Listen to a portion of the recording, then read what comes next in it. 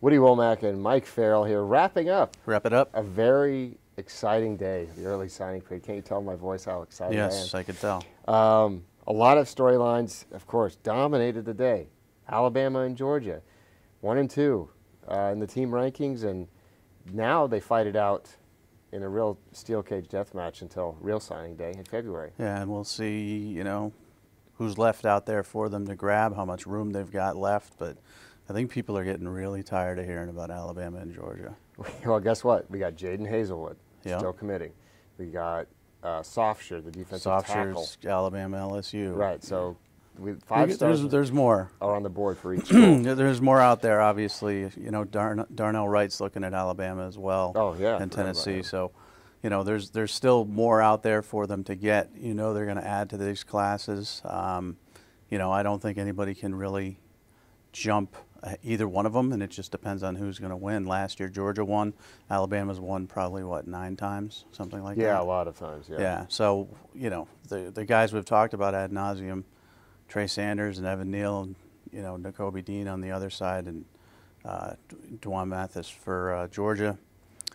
That's my segue into the more exciting. Okay, let's hear it. It's the more exciting topic of the flips. Yes, it was. Oh, it's Flip City this morning. Because we didn't think it would be Flip City today. We thought most things would go calmly. Right. Jordan Battle starts off. I hadn't even flipped out of bed yet. Yeah, and we knew that one was coming, so that wasn't a huge surprise. It was expected Alabama was going to flip him from Ohio State.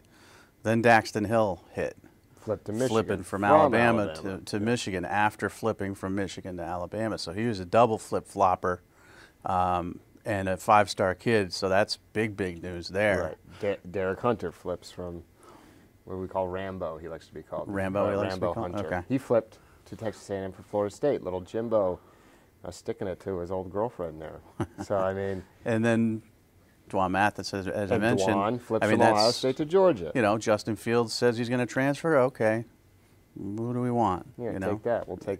Yeah. Give us Dwan. So, and there were a lot of other flips throughout the day, like 3-star flips that we're going to look back on and say, wow, that was a bigger deal than we thought it was. Some of the Pac-12, Colorado to Cal, guys. I saw somebody flip to Kansas State. It was a lot of. There was a big day of them. I'm sure we'll recap them all.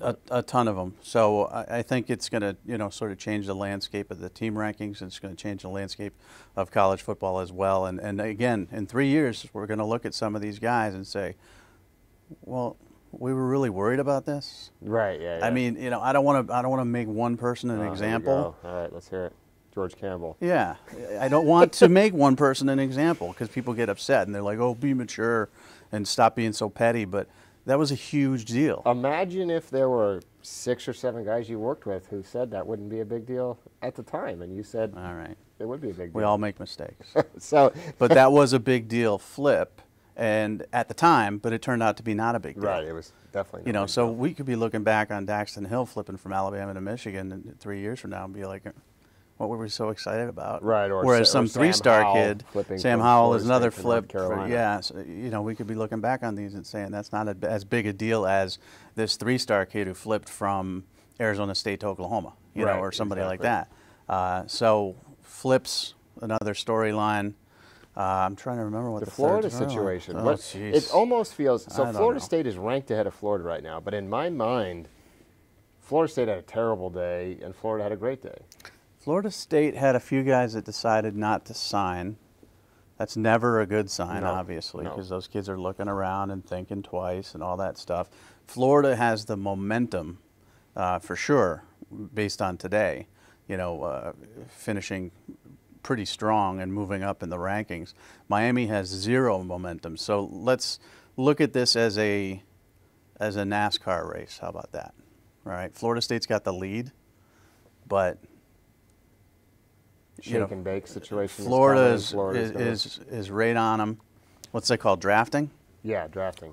I'm not a big NASCAR guy. Yeah, surprising. Miami's in their fifth pit stop. They ran out of gas and blew a tire. And they've got a lot of work to do to get back in this. Okay, so where do they find, I was just doing a radio interview, which, you listened, I was very thrilled it was awesome. That. It was great. Where do they find players to fill out their class? You can't go poach people from UCF, USF, No. Because they've already signed now. They'll find guys. There's still a lot of talented players that will be unearthed over the next 6 weeks or 7 weeks. But it's still to get them to what, maybe in the top 25? Well, ranking-wise, but you never know. I mean, one of those kids could turn out to be a star. You just don't know in recruiting. You don't know anything, honestly. So, well, you know, this Miami class doesn't look good on paper. It's ranked in the 40s.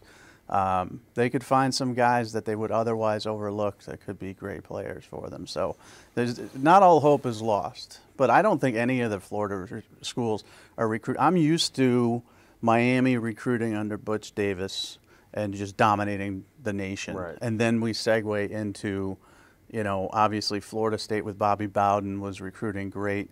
Urban Meyer at Florida was recruiting amazing. Jimbo Fisher at Florida State was recruiting amazing. You know, even Will Muschamp was he would get recruiting guys, win games, big-time guys. Right. The Zucker got guys. Yeah.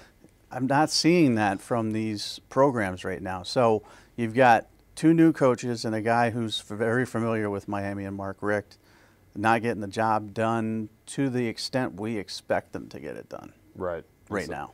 So that is a huge story. And, of course, we can wrap it up real quick with Oklahoma and Texas separating themselves even further in the Big 12. Yeah, it's a huge drop-off after that. But Oklahoma did pass Texas. They had a nice they've been going back and forth. Jeremiah Cradell, Marcus Stripling pushed them ahead of Texas. So right now I believe they're 6th and Texas is 8. And it was the other way around heading into the morning. So that's going to be a fun battle to watch. No problems in the state of Texas. There's problems in the state of California. Everybody's leaving the Pac-12. Right, yeah. Everybody's leaving. There's problems in the state of Florida because they're not recruiting to the level that they should be. Texas, Oklahoma, and Texas A&M, they are recruiting the state of Texas the way they should. So everything's stable in the middle. The ends are a little bit wobbly. The Big 4, if you want to include Georgia. Texas, Alabama, Georgia, happy keeping the guys home. Florida and California flying away. If you want to include Georgia. I want to include Georgia. That's where I live. Why wouldn't still I include 4th, them? though. Barely. Still the Big 3, and then there's 4. Right. All right, well, we're the Big 2, and we're wrapping up signing day here at Rivals. We will have more videos, though, coming out, Mike. They're never going to stop. We're locked in this room in perpetuity. I think we also set the peanut M&M record for most peanut M&Ms eaten in one day by 2 fat guys. All right. that wraps it up for us here at Rivals.com. Follow Mike at Rivals Mike. Follow me at Rivals Woody, and stay locked in on Rivals.com.